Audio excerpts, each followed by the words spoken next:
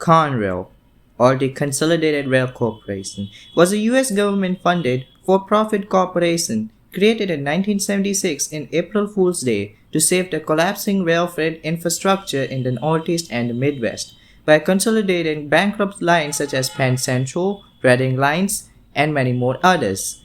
It became profitable by 1981 and it was privatized by 1987.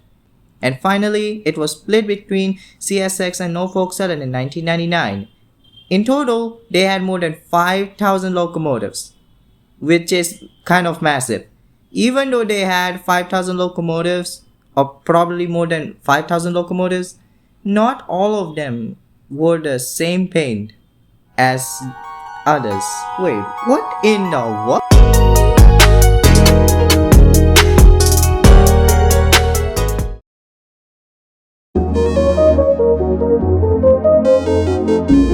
The General Electric C32-8s were the first locomotives built in the Dash-8 line, with all 10 going to Conrail as road numbers 6610 to 6619. When delivered, they wore the standard Conrail can opener paint scheme and would work in the mainline duties as well. 6612, one of the C32-8s, was involved into an accident resulting the cab to be completely damaged. It returned to service, but with a square cab rather than the rounded roof cab. They would be working for a while in the mainline services until newer and more powerful locomotives like the SD70 Max and the later Dash-8 models arrived, resulting them to be retired from mainline services. But they got a second chance. They would be reassigned to ballast trains, and it was dubbed as the Ballast Express. The locomotives were painted a grey version of the Conrail quality scheme with a black logo at the sides of the locomotive, white Conrail quality text at the front and the back, and lastly, the word Ballast Express on the sides of the cab. It was a unique contrast compared to the Conrail blue. They would be working for the ballast trains for a while. In 1998, 6619 was involved into an accident. Fortunately enough, it returned to service, having the normal Conrail blue. Then came the Conrail split of 1999, where 4 of them would be acquired by CSX and 4 of them would be acquired by NS. Unfortunately, they didn't last long, as all C32-8s were eventually scrapped, with one of them being sold to the Brazil Railways in 2005 and worked for some years. As of today, 9339 is being used as a parts donor, ending the life of these classic Dash-8s from General Electric. Something about this locomotive feels off. I don't know what. Conrail 6192 was built in June of 1993 as a General Electric C40-8W.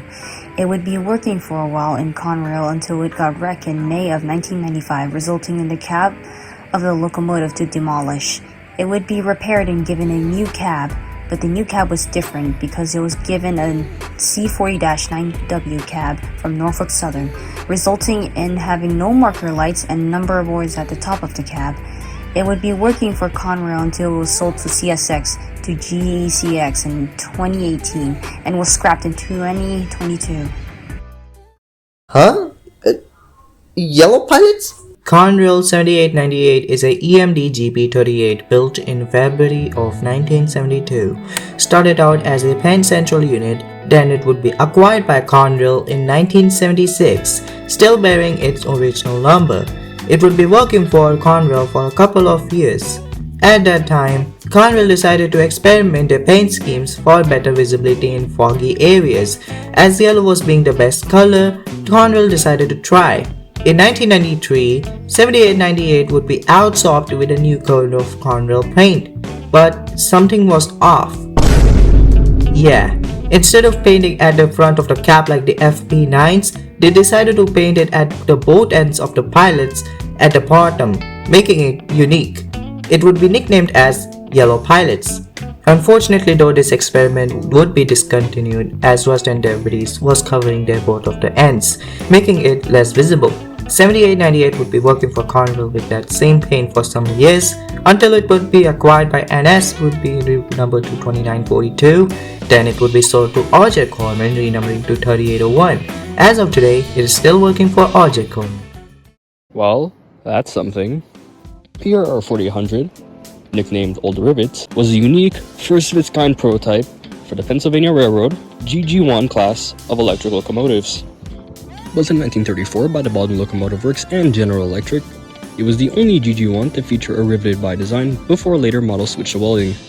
This design change was heavily influenced by one of the designers named Raymond Loewy. From there, PRR 4800 would serve alongside its successors with the Pennsylvania Railroad until the Pennsylvania Railroad, New York Central Railroad, and the New Haven Railroad merged to form history's best ever railroad.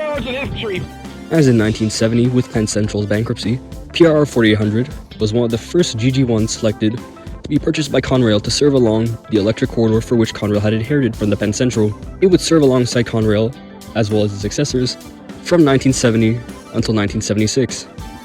In 1976, PRR 4800 was repainted into the red, white, and blue colors. The reason behind this repaint was to reflect the American bicentennial year, for the fact that it had been 200 years since the United States of America was first created.